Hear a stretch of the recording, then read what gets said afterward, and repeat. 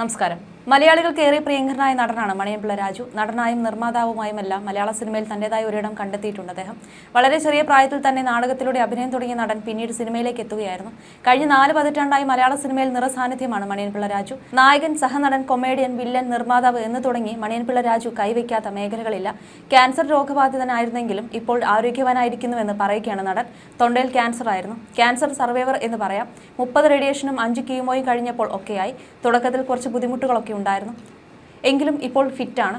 ചികിത്സയുടെ സമയത്ത് ചില പടങ്ങളൊക്കെ വന്നെങ്കിലും ചെയ്യാൻ സാധിച്ചില്ല. ഈ മാസം മുതൽ എന്തായാലും പുതിയ പടങ്ങൾ ചെയ്തു തുടങ്ങുമെന്നും അദ്ദേഹം പറയുന്നു. ചിലർ പറയും അസുഖകാര്യം ഒന്നും വെളിയിൽ പറയരുതെന്ന്. അതുകൊണ്ട് എന്ത് കാര്യമാണുള്ളത്? നമുക്കൊരു അസുഖം വന്നാൽ പറയണം. അതായത് എന്തുകൊണ്ട് ക്ഷീണിച്ചു എന്നൊക്കെയുള്ള കാര്യം പറയണം. ഇടയ്ക്ക് നന്നായി ക്ഷീണിച്ചു. എനിക്ക് 82 കിലോ ഉണ്ടായിരുന്നു. അസുഖം കഴിഞ്ഞപ്പോഴേക്കും 16 കിലോ കുറഞ്ഞു. അപ്പോൾ 66 ആയി. ഇപ്പം ഏതാണ്ട് 69 അടുത്തെത്തി.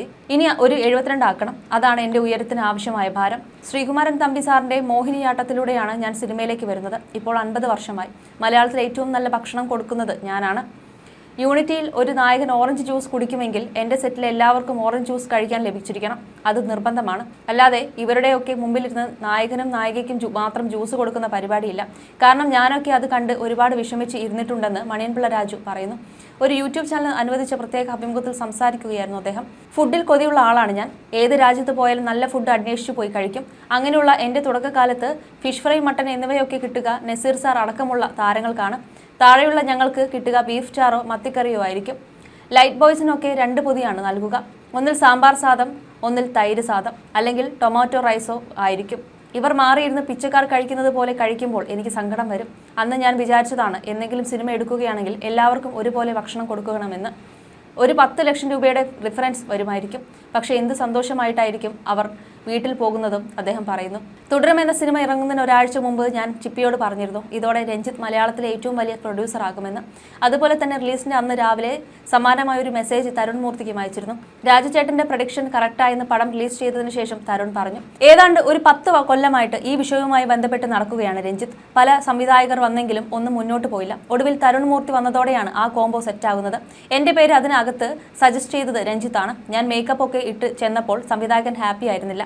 എന്നാൽ അരമണിക്കൂറിനുള്ളിൽ തന്നെ മേക്കപ്പ് മാൻ്റെ സഹായത്തോടെ ലുക്ക് മാറ്റി ചെന്നപ്പോൾ എല്ലാവരും ഹാപ്പിയായി. മോഹൻലാലും ഞാനും ദിവസം വിളിക്കുന്നവരും തമാശ പറയുന്നവരുമാണ്. തുടരും റിലീസിന് മുമ്പ് അതുപോലെ അദ്ദേഹത്തെ വിളിച്ച് ഇത് ലാലിൻ്റെ ശക്തമായ തിരിച്ചുവരവായിരിക്കുമെന്ന് ഞാൻ പറഞ്ഞിരുന്നു. അതിന് ഞാൻ എവിടെയാണ് പോയതെന്നായിരുന്നു അദ്ദേഹം ചിരിച്ചുകൊണ്ട് ചോദിച്ചതെന്നും മണിയൻപിള്ള പറയുന്നു. വർഷങ്ങളായി സിനിമയിൽ തുടരുന്ന അദ്ദേഹത്തിന് സിനിമയിൽ നിന്നും നിരവധി സൗഹൃദങ്ങളുമുണ്ട്. മമ്മൂട്ടി, മോഹൻലാൽ എന്നിവരൊക്കെയായി വളരെ അടുത്ത ബന്ധം സൂക്ഷിക്കുന്ന ആളാണ് മണിയൻപിള്ള രാജു. ഇതിൽ മോഹൻലാലുമായി സിനിമയിൽ എത്തുന്നതിന് മുന്നേയുള്ള സൗഹൃദമാണ് നടൻ്റേത്. സ്കൂൾ കാലഘട്ടത്തിൽ മോഹൻലാലിനെ ആദ്യമായി നാടകത്തിൽ അഭിനയിപ്പിച്ചത് മണിയൻപിള്ള രാജുവാണ്. പിന്നീട് സിനിമയിൽ എത്തിയപ്പോഴും ആ സൗഹൃദം തുടർന്നു. നിരവധി സിനിമകളിൽ ഇരുവരും അഭിനയിച്ചു. അതേസമയം 90കളിലെ പ്രേക്ഷകരെ രസിപ്പിച്ച ഹിറ്റ് കോംബോയാണ് മോഹൻലാൽ മണിയൻപിള്ള രാജു കൂട്ടുകെട്ട്. നീണ്ട 13 വർഷങ്ങൾക്ക് ശേഷം ഒരു ഹിറ്റ് കോംബോ വീണ്ടും ഒന്നിക്കുകയാണ്. എന്നാൽ ഇത്രയും കാലം എന്തുകൊണ്ട് മോഹൻലാലിനൊപ്പം സിനിമകൾ ചെയ്തില്ല എന്ന ചോദ്യത്തിന് മണിയൻപിള്ള രാജു മറുപടി പറഞ്ഞിരുന്നു. എല്ലാ ദിവസവും താനും ലാലും ഫോണിലൂടെ സംസാരിക്കാറുണ്ടെന്നും തമാശകൾ പറയാറുണ്ടെന്നും മണിയൻപിള്ള രാജു പറഞ്ഞു. ഇടയ്ക്കൊക്കെ തമ്മിൽ കാണാറുണ്ടെന്നും എന്നാൽ സംസാരിച്ചു കഴിഞ്ഞ ശേഷം അടുത്ത സിനിമയിൽ എന്നെ കൂടെ ഉൾപ്പെടുത്തണമെന്ന് പറയാൻ തോന്നാറില്ലെന്നും താരം പറഞ്ഞു. ഒന്നുകിൽ തനിക്ക് പറ്റിയ വേഷം ആ സിനിമയിൽ ഉണ്ടാകാറില്ലെന്നായിരിക്കാം, അല്ലെങ്കിൽ തന്റെ അഭിനയം മോശമായതുകൊണ്ടാകാം തന്നെ വിളിക്കാത്തതെന്നും മണിയൻപിള്ള രാജു കൂട്ടിച്ചേർത്തു. മോഹൻലാലും ഞാനും ഒരുമിച്ച് ഒരു സിനിമ ചെയ്തിട്ട് 13 വർഷമായി.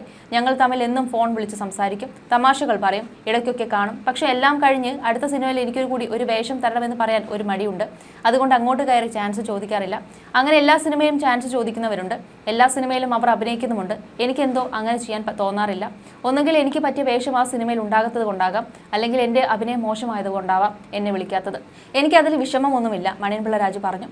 മമ്മൂട്ടിയുടെ സഹചാരിയായ ജോർജിന്റെ മകളുടെ വിവാഹത്തിൽ പങ്കെടുക്കാൻ മണിയൻപിള്ള രാജു എത്തിയപ്പോഴുള്ള ചിത്രങ്ങളും വീഡിയോകളും കണ്ടപ്പോഴായിരുന്നു മണിയൻപിള്ള രാജുവിന്റെ രൂപമാറ്റം എല്ലാവരും ശ്രദ്ധിച്ചത്.